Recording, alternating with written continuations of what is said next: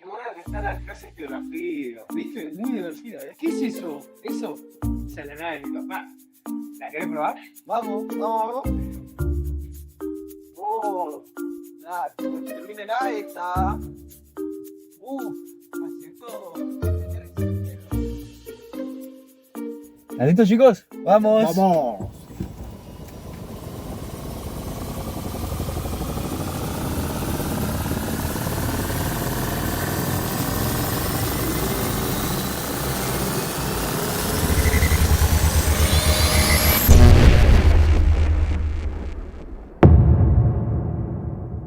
¿Qué pasó con la nave?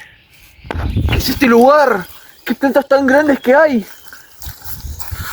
¿Dónde estamos? Bienvenidos a la era paleozoica. La era Paleozoica se encuentra en el Eón Fanerozoico. En este eón encontramos los primeros restos de plantas y de animales. La era Paleozoica duró 292 millones de años, desde hace 540 hasta hace 248 millones de años. Esta era se encuentra separada en 6 periodos. El más antiguo es el periodo Cámbrico, donde encontramos los primeros invertebrados marinos. Este ocupó desde hace 540 millones de años hasta hace 490 millones de años. El segundo periodo es el Ordovícico, de 490 hasta hace 443 millones de años. En este encontramos las primeras plantas terrestres, como el moho, simples, y ocurre la primera de las 3 grandes extinciones de esta era. El siguiente periodo es el Silúrico, donde encontramos las primeras plantas vasculares, aquellas que poseen raíz, tallo y hojas. Esto ocurrió hace 443 millones de años hasta hace 417 millones de años. El siguiente periodo es el Devónico. Ocupó desde hace 417 millones de años hasta hace 354 millones de años. En este encontramos los primeros anfibios y los primeros bosques, y ocurrió la segunda extinción masiva. El siguiente periodo es el Carbonífero, el cual ocupó desde hace 354 millones de años hasta hace 290 millones de años. La razón por la que se divide en dos es porque en la primera zona, en el primer subperiodo del Carbonífero, se han encontrado grandes restos marinos en las piedras. Esto principalmente en el río Mississippi en Estados Unidos, por eso se le llama Mississippiense. Mientras tanto, en el segundo periodo, en el Pennsylvaniense, se encuentran grandes restos carboníferos, grandes cantidades de carbón. Por eso es que pero estas dos diferencias ocurren principalmente en Norteamérica. Por eso es que es una medida implementada por los Estados Unidos, no por Europa. Europa no suele diferenciar entre estas dos partes del carbonífero. La última y la más nueva, por así decirlo, el más nuevo periodo, es el Pérmico. Ocurrió hace 290 millones de años hasta hace 248 millones de años. En este se formó Pangea y ocurrió la mayor y última extinción masiva de los seres vivos, matando hasta el 96% de estos.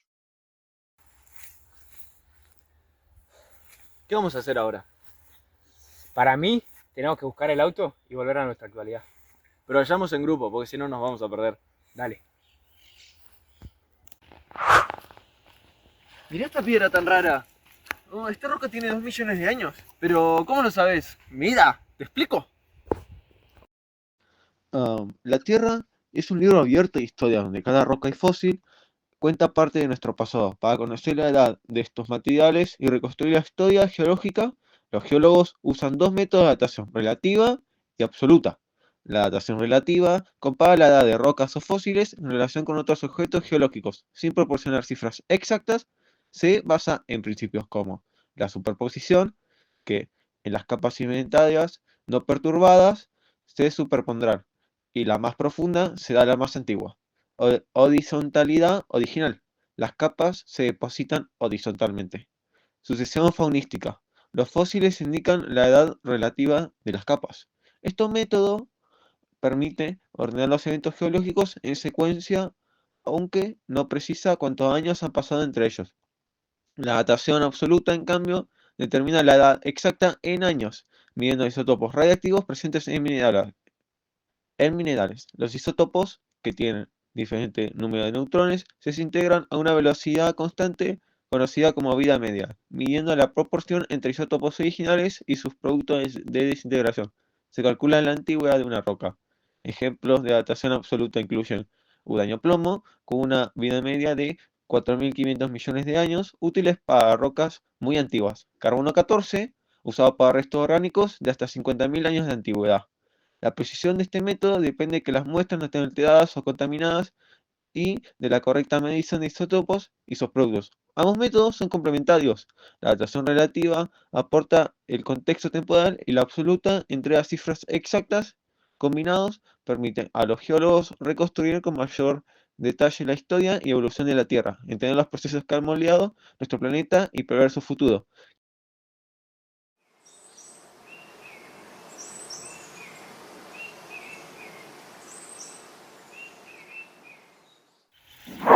Y contame, ¿vos cómo terminaste acá? He estado investigando el pasado y por un error he quedado aquí varado. Mirá todo esto. Y pensar que esto en un futuro se convertirá en combustible fósil. ¿Todo esto? Todo eso, ¿no sabías? La era paleozoica nos dejó una de sus mayores herencias, los combustibles fósiles. Estos se formaron a partir de la descomposición de plantas y organismos marinos que quedaron enterrados bajo sedimentos. Durante millones de años, el calor y la presión transformaron estos restos orgánicos en recursos como carbón, petróleo y gas natural. El carbón surgió en el periodo carbonífero, cuando grandes bosques pantanosos cubrían la tierra. Al morir, las plantas quedaban enterradas sin oxígeno y con el tiempo se transformaban en carbón mineral. Por su parte, el petróleo y el gas natural provienen de microorganismos marinos sepultados bajo lodo y arena. Gracias al calor y la presión, estos restos se convirtieron en hidrocarburos. Además, los minerales metálicos como el hierro, cobre y zinc se concentraron gracias a la actividad tectónica y volcánica. Hoy en día, estos recursos tienen múltiples aplicaciones. El carbón se usa para generar electricidad y en la siderurgia. El petróleo se destina a combustibles, plásticos y productos químicos, mientras que el gas natural se emplea en electricidad, calefacción e industria química. Y los minerales son esenciales en autos, edificios y celulares. El uso de estos recursos es esencial para nuestra vida diaria. Sin embargo, trae consigo problemas y conflictos. La sobreexplotación y la contaminación son consecuencias graves, así también como el cambio climático. También surgen conflictos sociales por la extracción en zonas habitadas y la presión sobre áreas protegidas. Además, los yacimientos se están agotando rápidamente. Afortunadamente, existen alternativas. Las energías renovables, como la solar, eólica e hidroeléctrica, avanzan a gran ritmo. También se desarrollan tecnologías limpias, como la captura de carbono, que consiste en atrapar y almacenar el dióxido de carbono para que no llegue a la atmósfera, y la minería responsable, que minimiza el impacto ambiental y respeta a las comunidades locales. En conclusión, aunque la era paleozoica es parte de la historia, su legado sigue presente en la energía y los objetos que usamos cada día. Esto conlleva una gran responsabilidad: usar los recursos con ética, proteger el medio ambiente y avanzar hacia un futuro sostenible. ¡Oh, qué frío que hace! ¿Qué cambio de temperatura tan repentino? ¿Será por eso que hay tan poca vida? Y pasa que la mayoría de la vida en esta era vida acuática. Mirá, allá hay un lago, vamos a verlo. La era paleozoica fue una etapa muy influyente para la evolución de la vida como la conocemos hoy en día. Fue testigo del surgimiento y la evolución de una gran variedad de animales que sentaron las bases de la vida moderna. Al inicio de esta era, en el periodo cámbrico, ocurrió una explosión de vida, conocida como la explosión cámbrica.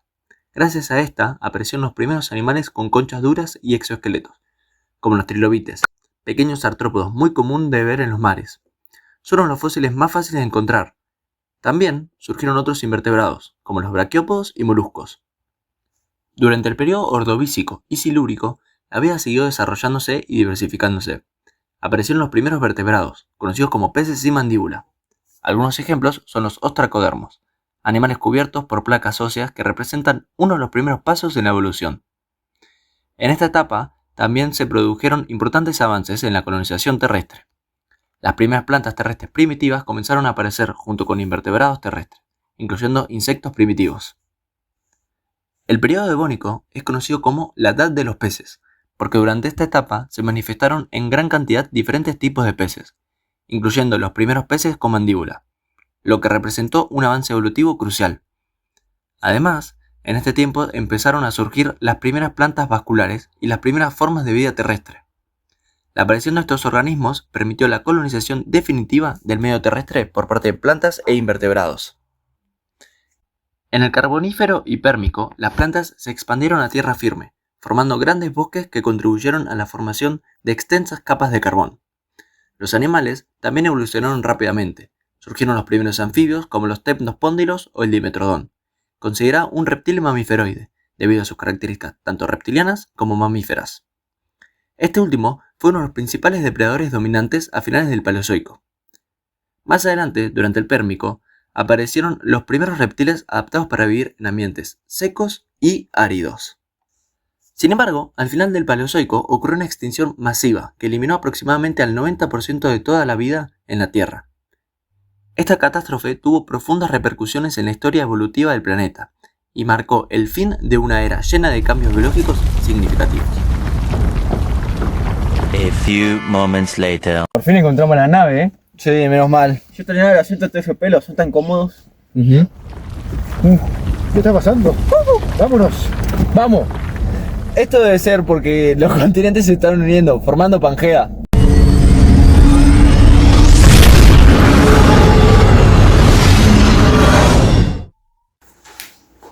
Qué viaje tan divertido y educativo, ¿no? Qué pena que Ulises se lo perdió. Sí, me pregunto qué están haciendo.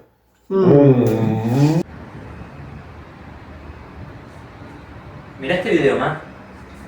Te explica cómo estaban divididos y ubicados los actuales continentes en la era paleozoica. Durante la era paleozoica, los continentes estaban en constante movimiento y reorganización debido a la teoría de tectónica de placas. Esta era se caracteriza por tres grandes etapas en la configuración continental. Al inicio del Paleozoico, los continentes estaban dispersos. Los principales eran Gondwana, un supercontinente que incluía América del Sur, África, Australia, la Antártida y el subcontinente indio, y Laurentia, Báltica y Siberia, que eran otros bloques continentales separados. A mediados del Paleozoico, algunos continentes comenzaron a colisionar, formando grandes cordilleras y cerrando océanos como el Reico. Y finalmente, al final del Paleozoico, todos los continentes se unieron para formar el famoso supercontinente Pangea, rodeado por un enorme océano llamado Pantalasa.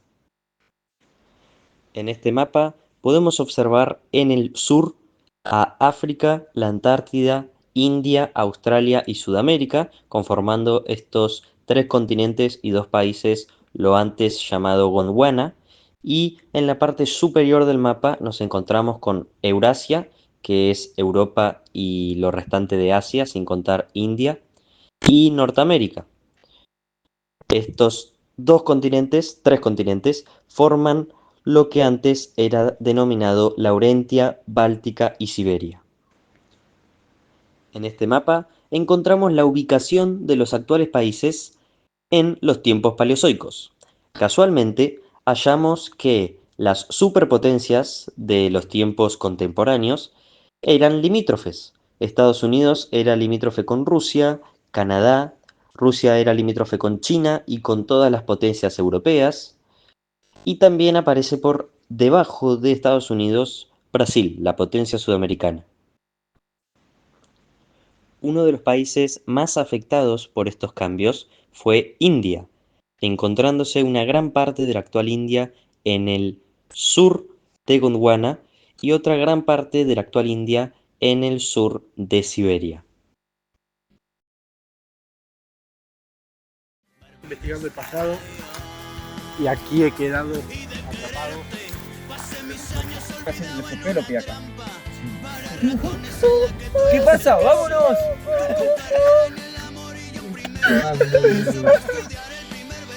No, pero si es la chota.